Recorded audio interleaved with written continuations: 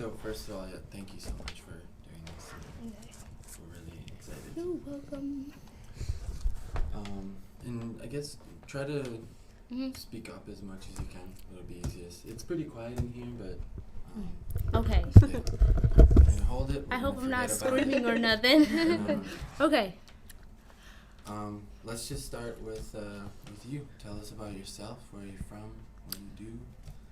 Well, I'm from Kenya. I was born in Kenya, and my parents were born in Somalia.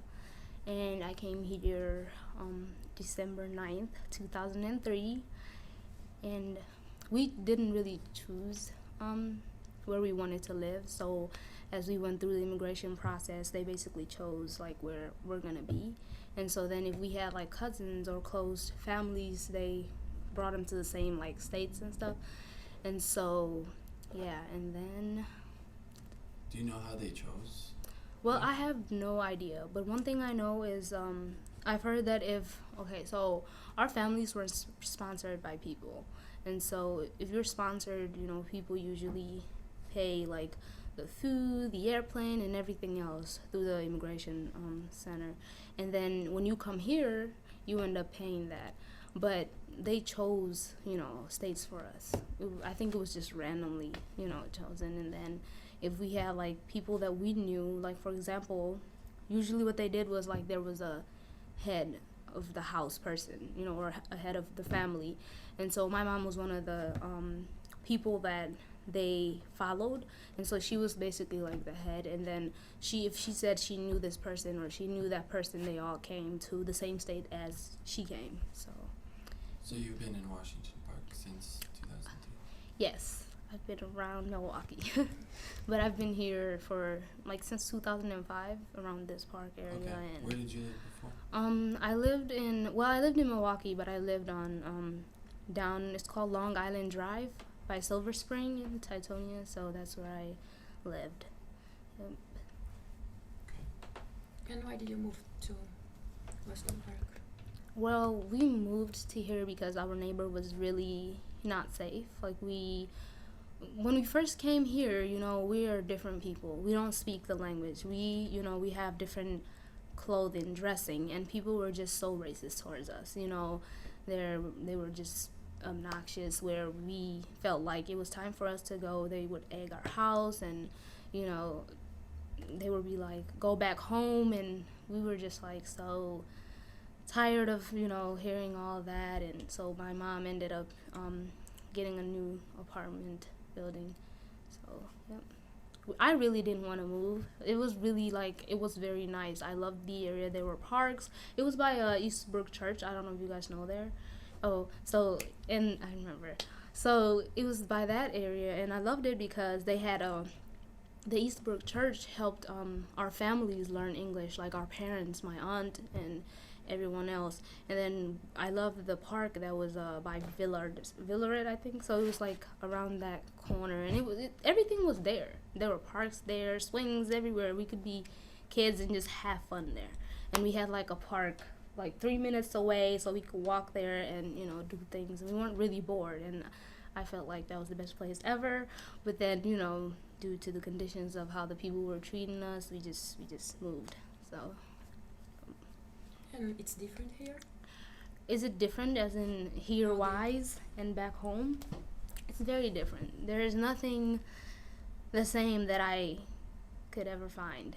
It's the food tastes different, the people are different, and I had to I don't know, get accustomed to the culture as well, because I'm not an American, I'm not from here, and so the first thing I think I had to do was learn English first before I can communicate with anyone.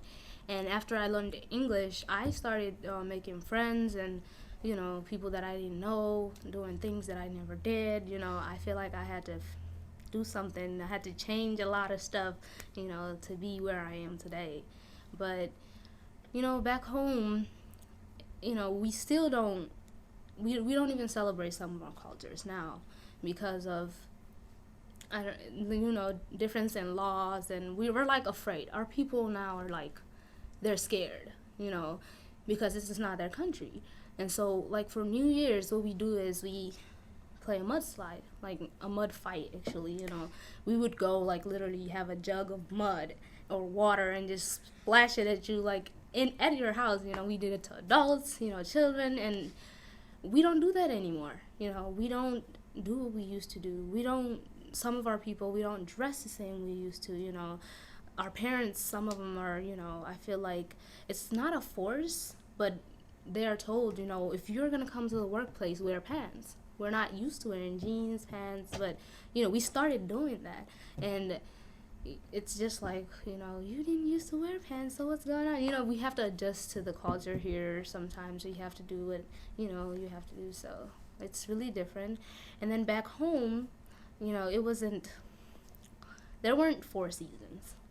4 seasons came upon when I came here. When I first came here, there were like snow coming out, the sky. I'm like, what is this? I was just like, okay, so can food fall off the sky here too? I swear I just thought, everything could fall off the sky when I first came here. And we were scared of the trees because we would watch movies. We didn't have TV back home. We didn't have, the internet, none of this stuff. And so we would see like movies. I think it was Jurassic Park was the first one we watched, and we're just like, oh my god, animals are eating humans. It's just, I'm telling you, we sat there and we were just like so scared. Like, my mom is like, don't go outside, those trees are gonna attack you. And it's been very, it's been a road. Like, we had to learn, I'm like, Mom, they're trees, just like normal trees at home. And then we would be scared of the animals. I used to hunt rabbits. I used to do a lot of gardening. My grandma used to have a garden. And usually what happens is, water-wise, we didn't really have clean water. So we used to dug out holes to get water. Or I usually go to like different villages to, pick up water. And it was, tough to get water and just food, the necessities that we need. And that's why one of the reasons we came here, because it was very tough for us. And my mother really wanted me to have a great education, and I've always wanted to be in school. I just wanted to have that feeling of being in school. And when I was younger, they had a public school, but then all we did was sing. The UN created a school that the kids can come together. They get us pencils, books, and papers, but that's where I learned my name, how to write my name, all of that. And we sang, we really didn't learn or whatever. And when I came here, like, I was just like, okay, so how is school like here? First day of school, I'm all excited. I got crayons and markers. I'm like, what does this do? I didn't know, the crayon, marker, colored pencil thing. I had to learn all of that stuff. And then, I went to school the first day, and I met my teacher, and, they're just like, hi. I'm like, I don't know English. I'm like, my name is, I know my name, and how are you doing? That was, like, the only thing I knew. And, like, I had a most embarrassing moment. One day I came to school, and I was like, okay, I need to wash my face. And the teacher is like, okay, you go downstairs to the bathroom, I guess. I'm like, I don't know what the bathroom is, And then one of the girls took me, and I ended up, she ended up leaving me, and I stood there, and I was just like, okay, so what do? I come out the bathroom. I ran out because I flushed the toilet, and I was like, oh my God, what is going on? And then, I'm running in the hallway, and then I came by a bubbler. And so I stood there, and I started washing my face in the bubbler. And everyone came out, and they're like, okay, what are you doing, So it's been a lot of changes. The weather, the language, the culture, everything is really different from here to there. We didn't have bubblers. We didn't have, computers, internet. Once a while, the UN brought a, like, huge television, and it was just through a projector. Now I see it, I'm like, it was a projector, because I see projectors project and all that. And so the whole community comes together at night, and we would sit there and watch, movies. And one of the movies I got used to was Tweety Bird, and that's why I started liking Tweety Bird, So Yes, it's a lot of differences. Yeah. When I came here, I could speak English, but Yeah. of course I didn't understand what people say. It was terrible. I know what you felt. Yes. I was just like, oh God, Yeah. am I doing everything right? And I just And had you to. don't understand the culture. You don't Yes. understand what people are doing. Yes. And people would stare at you. I'm like, what did I do wrong? You know? But, I had the same thing. Where I was 7 years old when Mm. I came here and knew like cat, dog, my name is, Yeah, I didn't know that. Yeah. I mean, I used to, like, we had hyenas everywhere, like at night where we lived. Our houses, like, were huts. So our protection were just like needles. The trees with the thorns, we would just put it around and, like, it was crazy. We had hyenas at night. I've been bit by scorpions like 6-7 times. We slept mostly outside, and, like, the thing is, the house is like a square, and it's made out of the brick. So every month, what I used to do is mix sand together. That's like the paint. So, and I would, like, just paint it. And then the inside as well is all rock and sandy, so I would have to paint the inside too. And then we had one bed, and so the bed was like, it wasn't bed, it was like a brick. That's what it was. So, and we were not allowed, as children were not allowed to be on the bed. So it's just for the parents, and so we slept on the floor or either outside. So, when people are camping, I'm like, I'm used to this. There's no electricity at night. It's complete darkness. And so I used to go at night to get light. I don't know how you say it in English, but it's one of those night. Flashlight? It wasn't a flashlight. It was A lantern? there. It was a lantern. Yes, we had one lantern, and I had to go to, like, different places to get gas, and it was just so expensive. And so if you don't have one, you get used to the dark. I remember one night we were sleeping, and, like, one of the cultural people, we didn't know the culture after we moved from the city that we were in, which was Dadaab. We didn't know the culture that we came into. They were just, like, mean, and we had to get to know them and all that other stuff. And so we got used to them. But then at night, they were, like, times where they would just bust into people's house and just it was just horrible. And so one night I remember sleeping, and, like, we heard gunshots everywhere, and, like, my mother woke me up, and we were outside, and she's like, oh, get up, and I woke up, and we just, like, she had my brother on her back, me on the hand, and my older brother. We were all walking. It's total darkness. You can't see anything, and it was just like, it's everything okay, but it's not always the safest, but. Okay. So how does this neighborhood make you feel? Like, you're talking about a lot of changes. Well, this neighborhood, I've never had a problem with this neighborhood. I never really, the first, like, I live towards, like, Valit. In the beginning, we sort of had, still those racial slurs, all that other stuff. But I had to, like, I had to actually stand up and teach people who we are and what we stand for, where we came from, that we speak English. They literally think that I learned, so I'm like, they think that we don't understand what they say. And I feel like it's because our people communicate in our language. They don't always speak English, because they're like, we don't want to lose our own, language.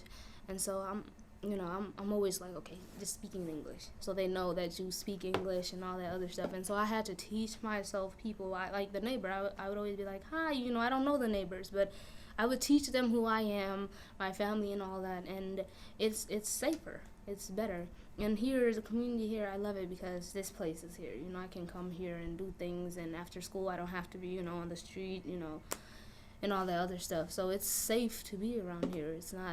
I'm not, ever afraid to come in here. So. Do you think English makes a big difference?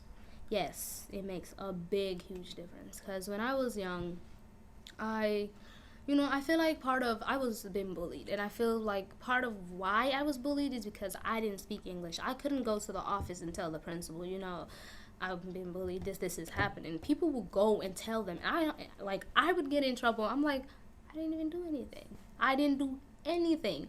And so, yes, it does. And I feel like if you know someone's language, signs are easy to hi, all of that.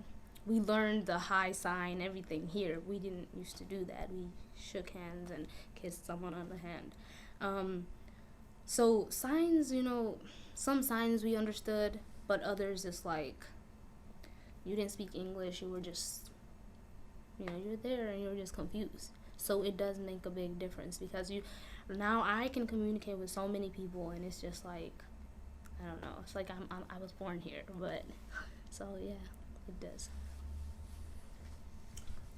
So, I guess I kind of asked this earlier, but like, how does the neighborhood make you feel? Like when you're walking on the street, or Well, when you I'm see people around. when I'm walking around the street, see, the thing about me is I'm one of those people who I don't know. I just learn people as I go. Like if I see you, hello, I communicate with people. I'm one of those people who are just like, everyone knows me because, I'm just, I don't know, I'm a very open person. I love the difference of culture. I love meeting new people. I love knowing new things. I'm never afraid. I always take risks. So I'm always like, I don't know. I feel like I live to kind of experience and just go with the flow. And so when I'm around this neighbor, I'm fine. I don't ever have problems here. I don't really, I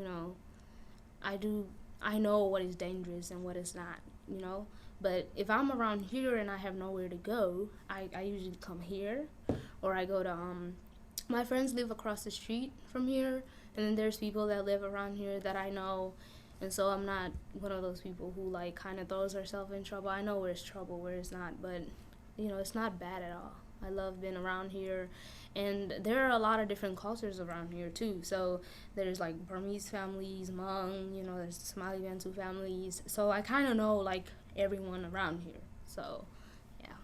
You hang out with other. Yeah, sometimes I end up going to my friend's house or they might come in here to to do things. So I do hang around. Yep. Can you say where here is, because on Oh, the recording we want to get to establish our next generation. Tell us our where next we are. generation. Okay, so we're at our next generation, like by Lisbon. So it's very, it's not the families here. I feel like they know this place. The families here bring their children to this place, and so that's how, when the students have nothing to do or like after school, they come here, and this is where they get help with tutoring, and they get matched up with other people. We go to activities like at Manpower.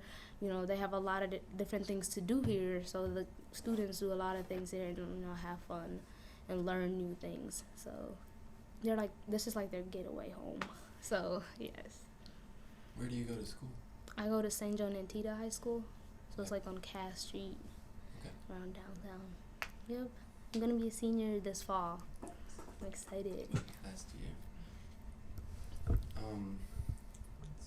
So do you usually walk in the neighborhood, or do you bike or drive or get driven? I ride the city bus. If not, I walk.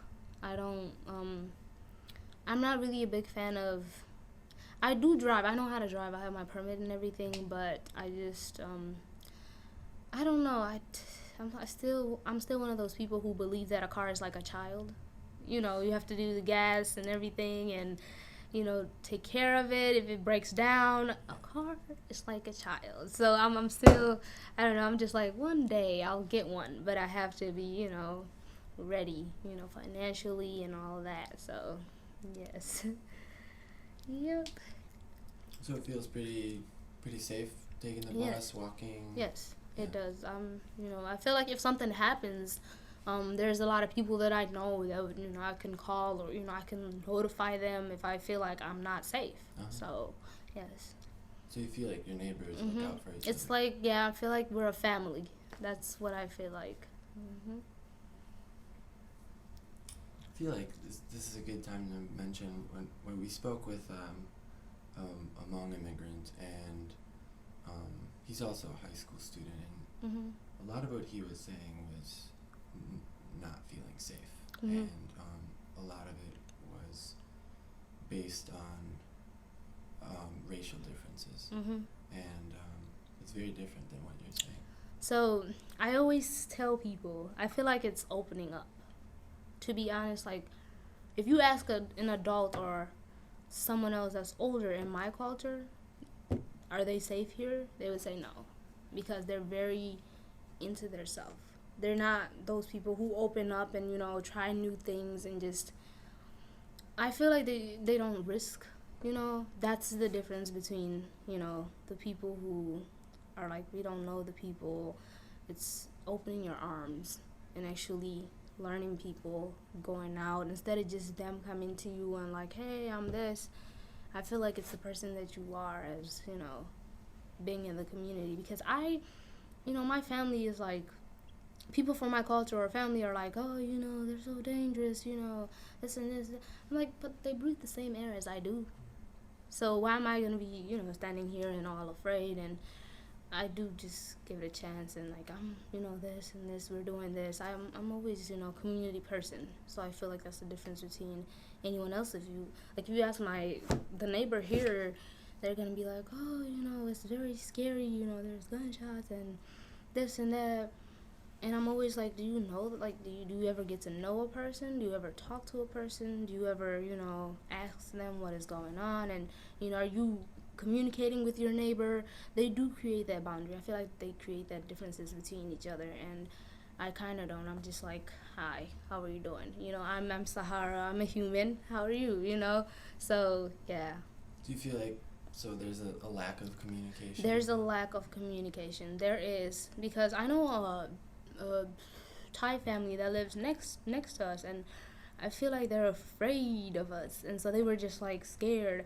And then like the neighbor in front of us is African American too, so they're just all just, oh, look at those girls with the scarf, and so I end up one day they were doing a barbecue, and so I just ended up going there like, do you guys, because they didn't have enough charcoals, so I was like, I have charcoals, and they were like, oh my god, thank you. Since that day, like, we like created a relationship, like we know each other. If we need something, we do still do like our cultural borrowing and trade stuff. Like our neighbor, if we run out of bleach, I can go there and just be like, can I get bleach, and it will be fine.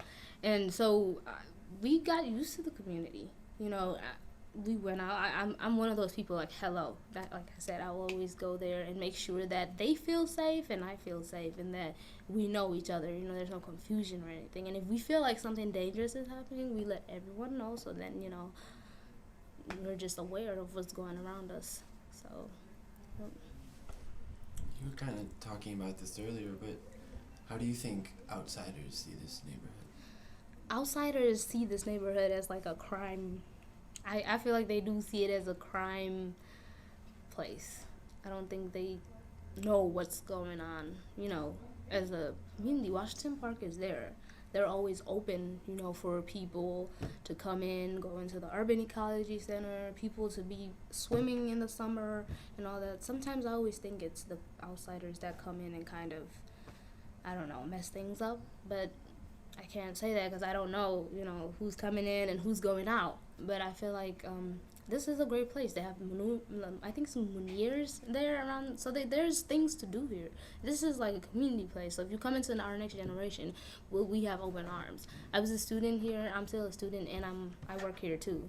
So it's, they have open arms here. It's not that, there's anything that's going on or whatever. So I feel like it's safe, but I think outsiders are looking at it and are like, this is not a great place. I feel like they have to come in and see what's going on, even though nowhere, I feel like sometimes everywhere is not going to be perfect. Nowhere is going to really be perfect. But, as Washington Park partners and Urban Ecology, they do work together to, try to create a safe environment for everyone in the community. And that's really what matters.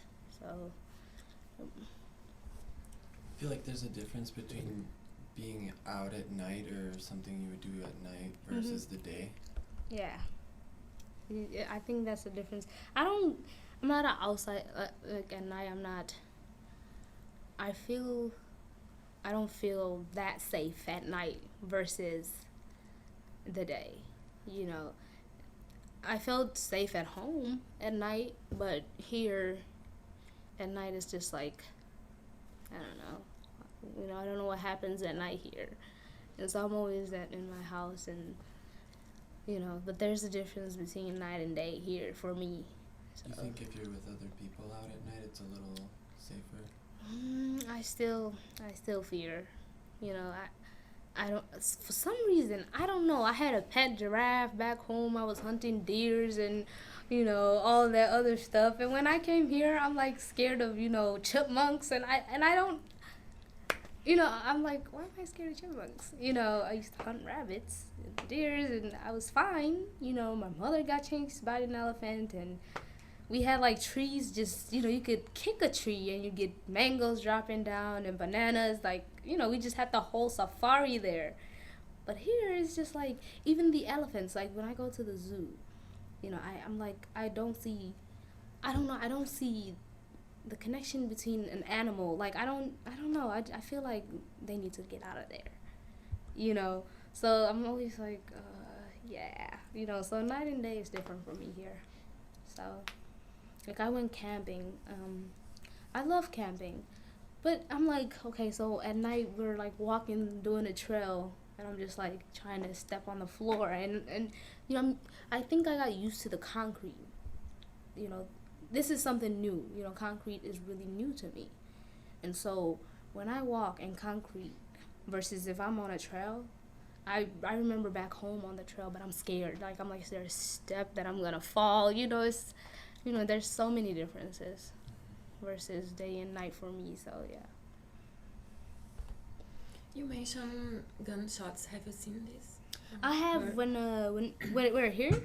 Mm-hmm. Well, here I've never experienced it. I've never seen anyone get shot because I always think it's who I surround myself with. I think it's the people I hang out with, the places I go, and the goals that I have. So I don't hang around, you know, things that are negative. I just hope to be happy. I'm one of those people who are just like live life, you know. And so I haven't seen any. I've heard a lot. Like this year, I've heard a lot of crime rate increasing, and I've heard a lot of.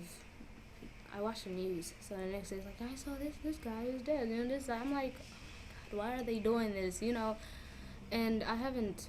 But back home, I have, and there's a difference between laws here and back home. So, you know, we might seem like back home, they might seem, you know, they're very violent and all that other stuff, but I feel like my culture is like one of the happiest people around. They're very like happy people, but they're just afraid. They fear, you know, differences. They fear people that aren't like them. And so when I was young, my mother left me with my little brother. So I've been baking since I was 6 because my mother was a chef, and she had a little corner store where we would bake bread, cookies, and we would take them there and sell them. And so, you know, she left me home and told me to do what I usually do, which is cook, clean, and just take care of my brother. And so I stood there, and I took my well. It was like a gallon. It was bigger than a gallon of milk. Those are like super important there. If you go there with one of these jugs, you're rich. Just letting you know. And so because they don't have it, they really need it. And so we had one of those, and my goal was never to make a hole on it, because if I did that, it was over for us. We didn't have anywhere to put our water, and so we would like literally be starving, and you know, we'd be all, what do you call it when you were like no water? Thirsty. We would be thirsty. Yeah. So then I took, you know, the jug, and I was the only girl in my house, but my father had like all these other wives, so I had like 12 siblings. So now I have 14. I'm the 15th. And so, you know, I would go, and I never really saw him like he was never, you know, a family, you know, there. I don't know why, but I feel like because my mother was like one of those independent women, so he's never really around. But I felt like my mother was also my father, and so I would go. So I went and then took the well, and I'm in line, and like I'm telling you, I was so little. It was like it made no sense, you know. I was very anorexic too, And so so I'm in line, and there's like 3 people ahead of me trying to get water. And so I went, and then I end up standing in the well, and someone gets shot, you know. And it's like 3, 4 like wells away. There's another fountain, like there's like 4 fountains away. And so I hear it. I just, run, and I grab my brother, and we go in the house, and we had a pretend lock. Our house didn't have a, key lock thing. It broke.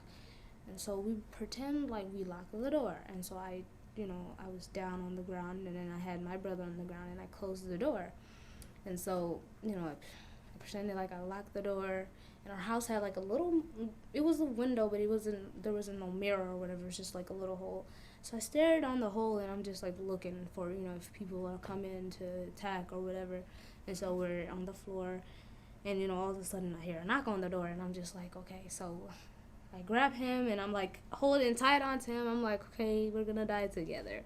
And so, and then the person goes away. I can see footsteps on the window, like people are just walking, and it got super quiet all of a sudden. And then again, there's a bang, and then someone kicked the door, and it was my neighbor. And I'm like, okay, oh God, And then the neighbor ends up getting us, and we went into her house, and we like were in there for like days because it wasn't safe to come out. And then we ended up coming out the next day, and my mom came back. She basically left me at home because I don't know. I was basically like the mother at home, taking care of my siblings. And so, yeah, and then the next day I end up going and getting water at a different location. So, the water is not always limited there. We had to go, and, if we ran out of water at that well, your next, step is to go somewhere else. And if they don't let you, that's not your community, they don't let you. That's just how it was. So, yeah. Wow. So, I guess then you felt kind of prepared to move into a neighborhood that had a higher level of crime here. Yeah, someone asked me, they were like, what do you fear? Like, I work for Pearls for Teen Girls as well.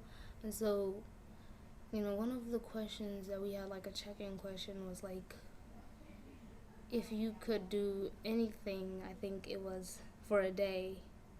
What's that movie called? Paranormal Activity, I think that's called. I don't know. If you could just do anything for a night or day, what would you do? And and then it was like, what do you fear? I'm like, I don't know. I don't really. I do fear the streets at my work. It's like by MLK, Palmer. I fear those streets. I'm like afraid of those streets. More than here? Yeah, more than here, yes. I'm just like, when I'm there, I have all these feelings, I'm just like, okay, be extra protective over your stuff. What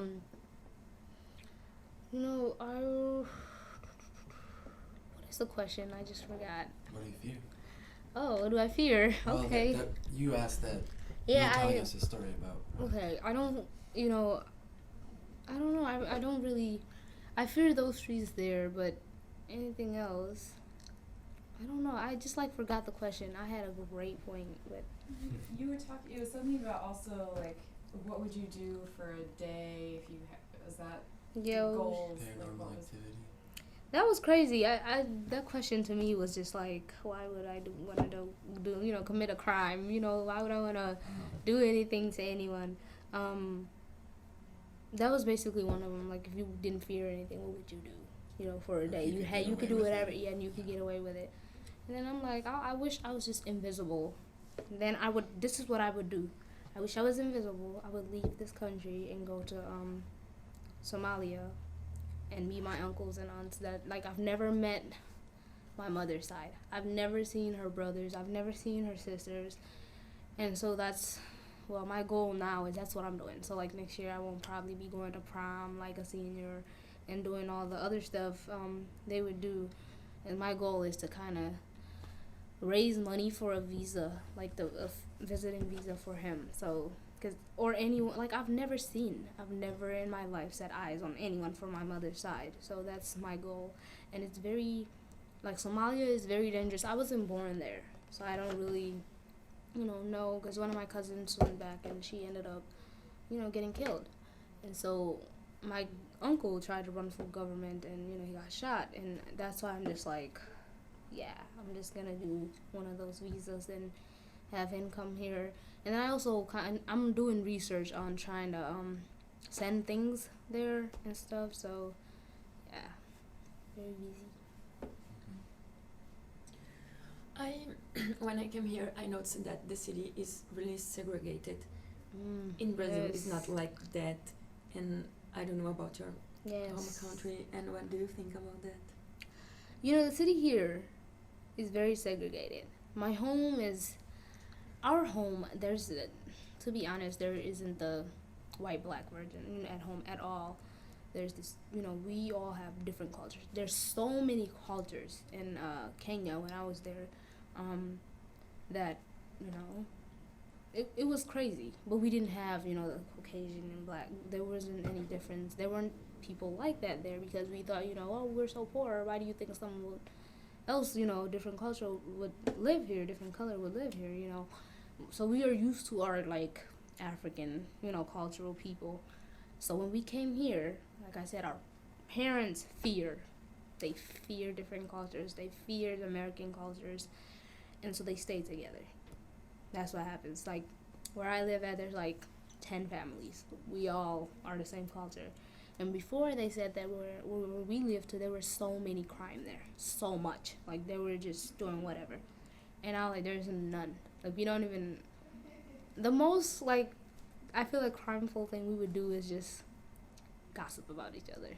That's it. And we don't have the strength to stand up and, like, shoot someone. And so they're peaceful. Like, our people are peaceful.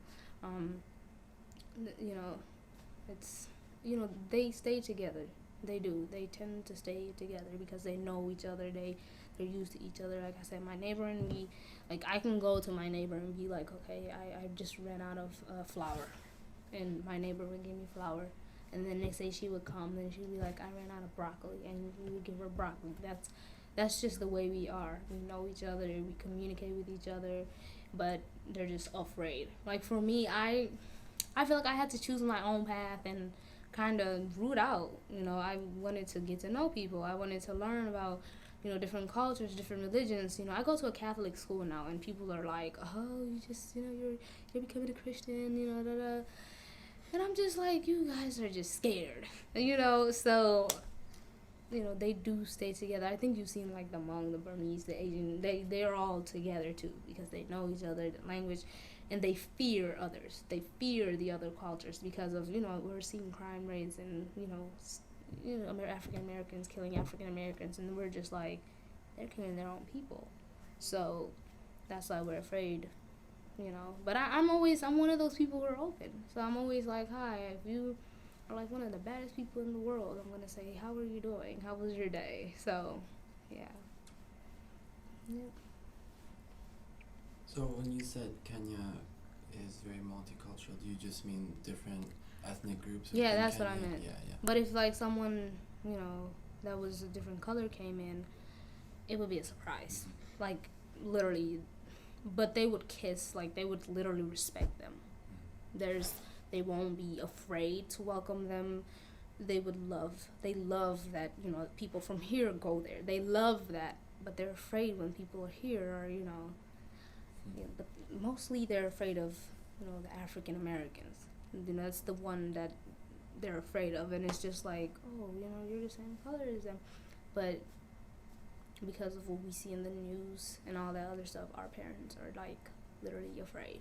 So, yeah. But, like, back home when people, like, when airplanes flew, they're like, oh, I want to go to America. Like, they were so excited to come here, but all the parents are like, I want to go back. That's what they're saying. And they're like, just, that's my country. I know the routine there. I know all the, so, yeah. Is this home for you? I don't know. Home is back home for me. But that's my home. I can never, get comfortable as I did back there than here. But I feel like I need here. You know, I need to be here to be able to succeed. Like, if I was at home now, I would probably have like 7 kids. I would be married with another wife, and I wouldn't be able to, you know, do what I do. I don't think I'll be able to pursue my education. And, you know, I feel like I would be one of those wives where, you know, she gets pushed around. You have to do this, do that, do this, you know. And I'm not that type of person. So I'm happy that I'm here. But, like, culture-wise and all that other, you know, inner me, I would love to be in my culture. I love my culture. You know, I love my people. Home is there. I'm really, you know, because it's so weird. Have you ever, like, you know how they, you know, for example, you can go to the beach and have, like, bikinis on and it's fine. But if you go in the street with bikinis, it's like that. You know, it's back home, we didn't really have that much clothes. You know, we barely had, you know, clothes. So I had the same dress for like 6 years. You know, I never grew, I think. So when I came here, I put it in a garbage. I don't know why I did that. That was like the only memory I had. And so, you know, I had that dress, and, you know, we were, you know, no one really had clothes. The only people that really had clothes was like the parents and stuff. But we would, like, when it rains, we're outside. Everyone having mud fights and all that other stuff. But here it's like concrete, so there's a difference between, you know, the soil, and we're just like, you can't do this. And then it's lightning. I don't know why we're afraid of lightning here. It wasn't like that back home. We're afraid of lightning, and then, you know, they start judging you when you start taking, like, your clothes. Like, if you have, like, a short sleeve on or whatever, they judge you. I'm like, okay, but back home, you guys, you know, had this wrap and it was fine, you know. And then they're like, your family judges? Yeah, and they're like, oh no, now you're trying to be like, you know, the people here.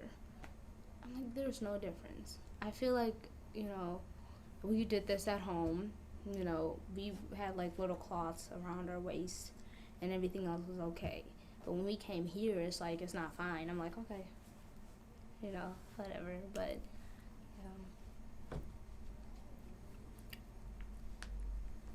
I guess because we are studying homes,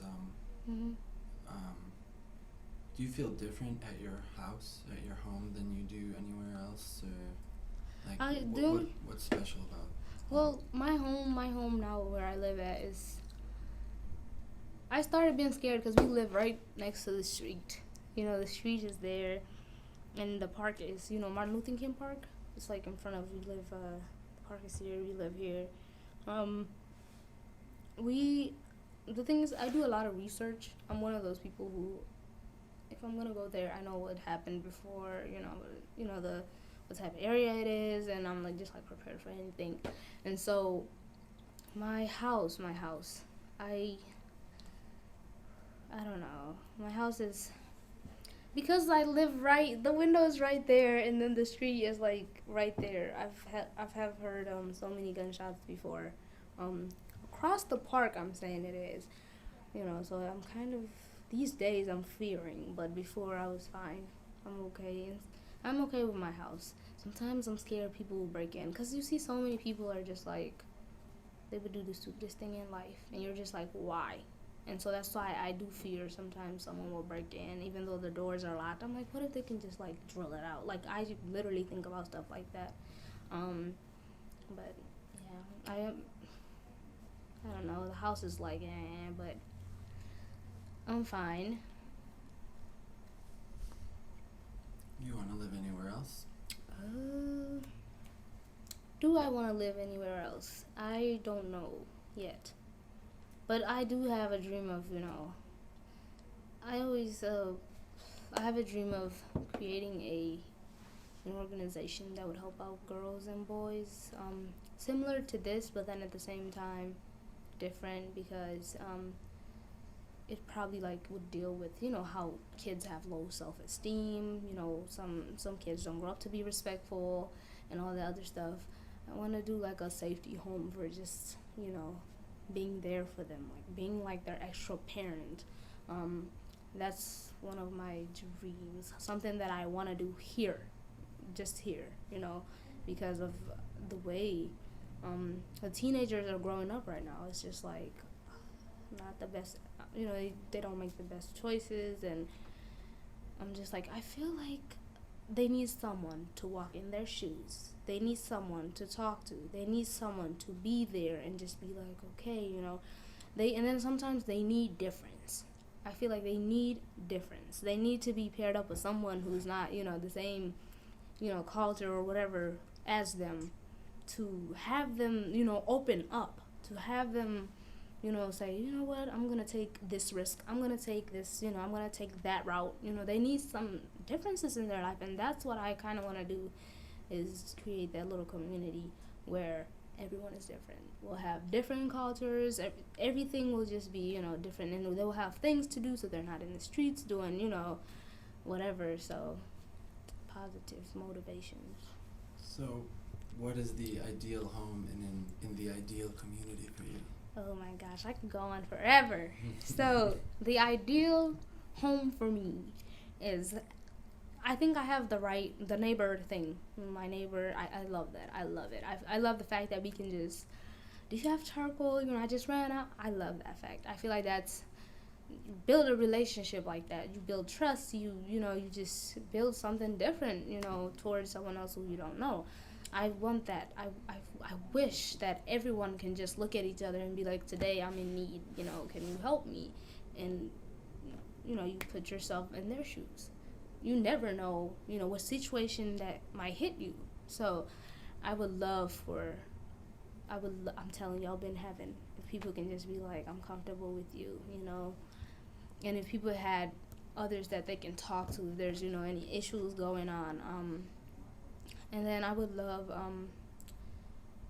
I want a community that's, like, connected, has a great relationship together, and they understand each other, they know what's going on, they have goals, I've always imagined, I was at Washington Park Urban Ecology Center. I was working for this SCA program, and I had this community thing where, I had the hospital, the houses next to each other, and, like, the people would come, different cultures. Like, the people would we sit in this stool that's, like, it has a round top, and then it's just long, and so we sit on that. I had all the different clothes, different colors, like, different cultures. It was just so crazy. I'm just like, these are the people I want in my life. That's what I want. I want differences in a community of mine. I would love peace. I love, peace. I love the fact that, people can get along. People can argue and get along, and it'll be fine, instead of, shooting. And I just think that's crazy. That's just dumb for people who do that. And so I feel like we can get along, just have peace and just guide each other when we're sick. We visit, like, our culture. When someone gets sick or breaks a leg, like the smallest things. If I burn my hand, people are there. Like, they would literally come to your house and, like, spend the night there and make sure you're okay. They will call in, like, are they okay? Like, I don't even know you. It could be your son, your daughter, that's like nephew, niece. Our people are there if they hear something like that. And so I just want a great relationship between everyone, So you're also, you're an artist and a performer. Can you tell us a little bit about that and how your experiences here, maybe even in Washington Park, or, your daily life are expressed through your art? Okay, so I grew up as, like, I wanted to be an actor. I was an actor, I changed so much, and now I'm like, I want to be an electrical engineer. But I do still want to do everything else. So I started out wanting to be an actor. I was a great, like, I'm one of those people, I can just act out for you, and I have so many different, accents. So I can just sit here and be like, so you think that the whole thing will be working? And, and if I, so we are going here, and we are going to make that choice. So, like, I can just sit here and just act out, and I loved acting. And I don't know what happened. Like, I feel like I didn't have the people to, sometimes we do need people who will, like, be there to guide us and to just, be part of our life so we can continue what we started. So I wanted to be an actor. I used to do acting. I used to act a lot. I was, I love those Disney movies because I love to sing too. So I'm always like, little town, it's a quiet village. Like I would stand there and like just pick up the whole note, you know. And I'd love to be like just dress up different, you know. I look like a green goblin one day, or wear a wig, and I'm just everywhere. I'm just one of those people who just all over the place in a positive way. And then I was like, okay, so I don't know this acting thing where it's gonna take me. So I just ended up, singing. I was like, okay, so I'm gonna start singing now. I made like 2 names. One name people know now. They call me by that nickname. They're like, do you know Frizzy? I'm like, oh, okay, that's me. I forgot it, but people are like, you remember? I'm like, oh, so you remember my name. And so one name I made was Suyanka, because I wanted to be different. It was like Suyanka Kuxtonite. Like that was one of, my singing names. And then I changed it to Frizzy when I started rapping. I started rapping, and then I started making my own songs. I was rapping and singing. And so then we recorded a song with the Figureheads when I was in middle school in 5th grade. And it was like, my destiny is walking with me. And then it was just weird. And so I was doing the chorus. So they had me do the chorus. I sang that out.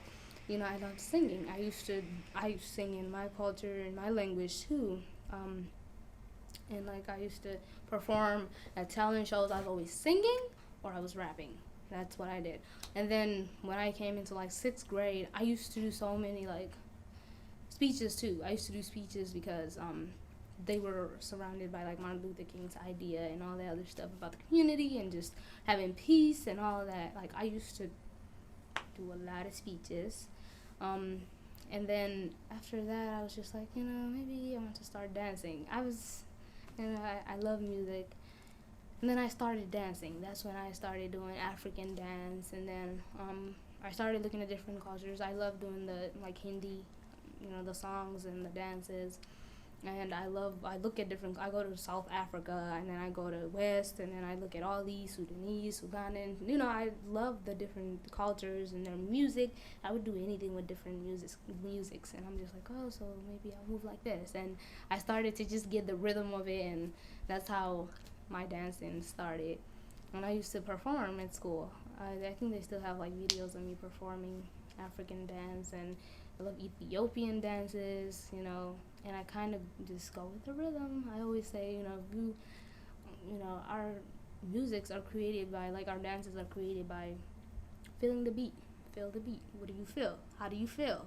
So that's how it is. And I'm like, if you feel like throwing your hands, just throw your hands, and so that's how my dancing came to be. And then my music I was expressing the, I feel like when I started doing music, I was kind of going through a lot. And so that was a way of expressing my life at that moment. I would just, if I had to scream, shout, so that's how I started music and then dancing. And I'm just like, okay, so I feel the beat. And then, have you heard that song? It's like, feel the jungle rhythm. So you can stop. That song. That's what I got it from there. I'm always like, just feel the beat. Can you hear it? And then just go so that's how my dancing came to be. Yes. Do you have any of your music or even spoken word stuff that you could I have some of my music. Okay. I do have a song and it's in my Gmail. I don't know if you want to hear it. I could let you listen to it. Yes, I do have 3, and I have 20 songs in my laptop that I've never did anything with it. They're just there. So yeah. Yeah, if you would share that would be wonderful. Okay. Yeah. Cool. I will. You guys have any other questions? I guess I had one. Mm-hmm. One that was on my mind. I think we have an idea of where your mindset comes from, but where do you think the mindset comes from that causes somebody to shoot another fellow human, where do they get them? See, that's always my question too.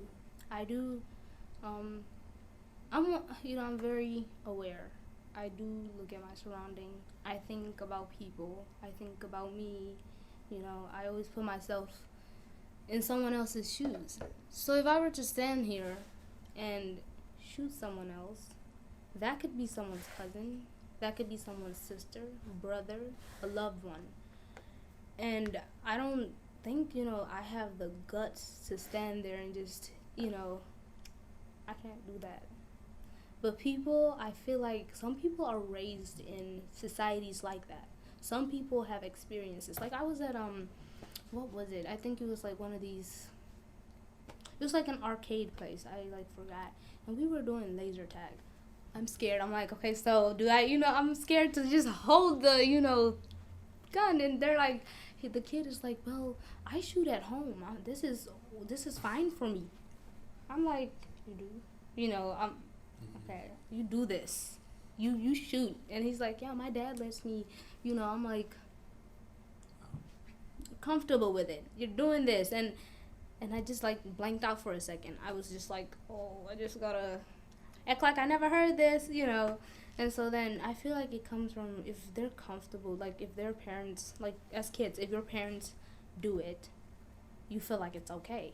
If your parents do it, you kind of learn from, it depends on what the child is. Like for me,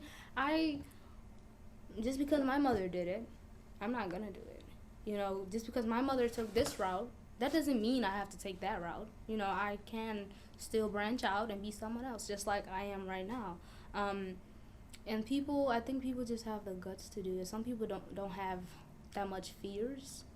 Some people think that it's okay. If they did it before and they got away with it, they just think it's a normal life. So I don't know. They just have the guts to do it. I don't. So I don't know why. And then I love people.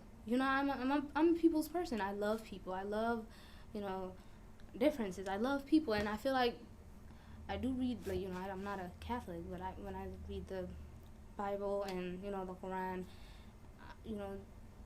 God talks about how you should love one another, and I'm a big fan of loving one another. I love people. I'm not gonna do that. So, yeah.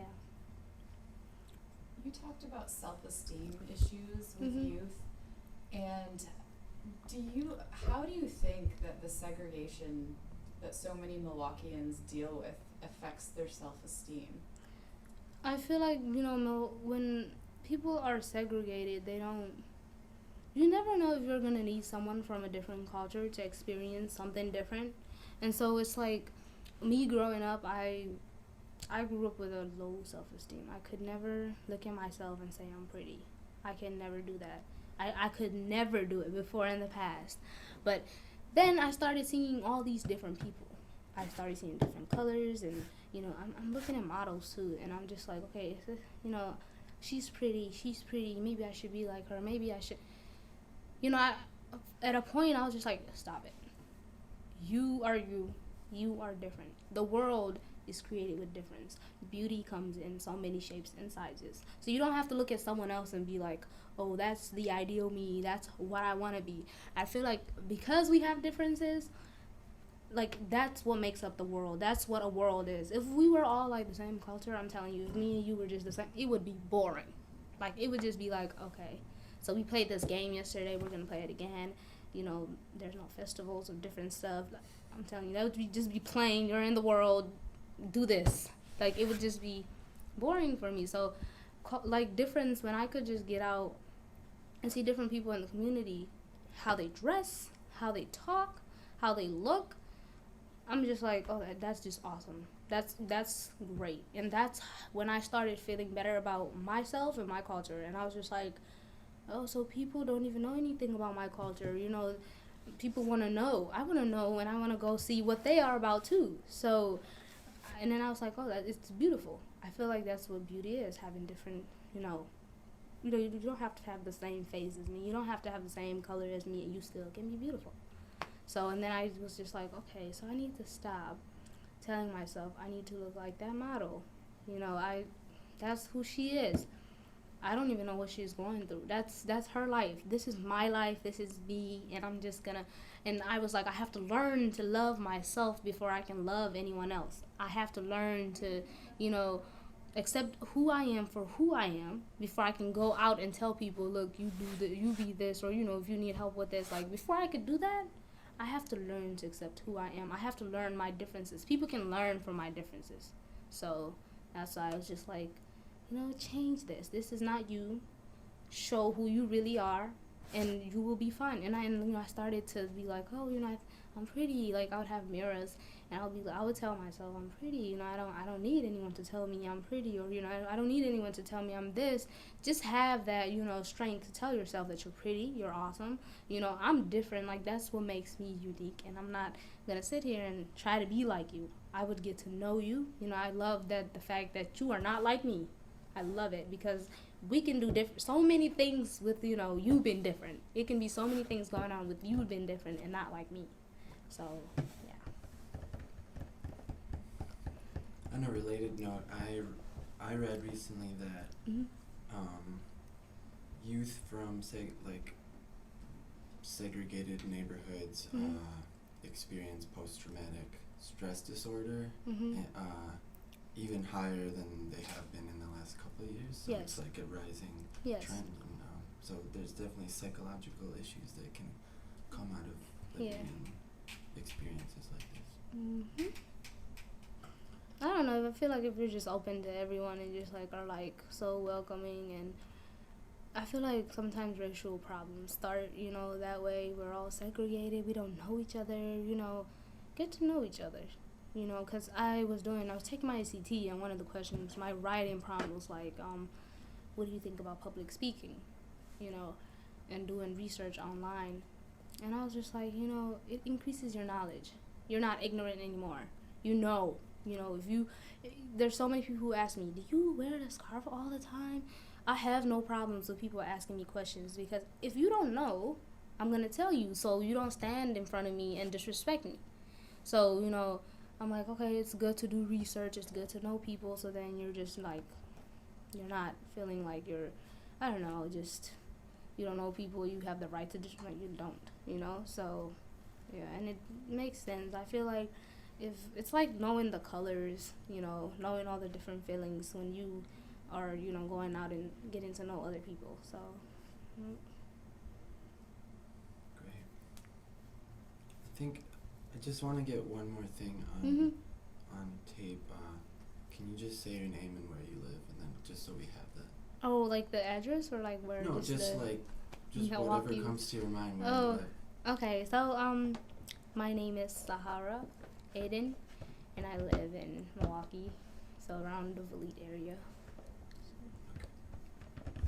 Okay. Great. Thanks so much, Sahara. So can you get the 10 seconds? 10 seconds of. So it's good to record just 10 seconds of silence in the room. It works later for editing, so we'll just do that right now. So.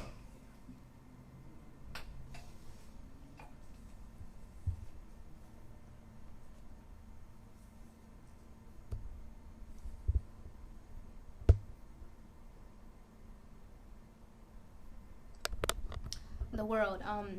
It was basically like you basically meet a lot of things in the world. So, and it was in my language. How, I don't know, I feel like you get attacked so much as a human, with the difference too.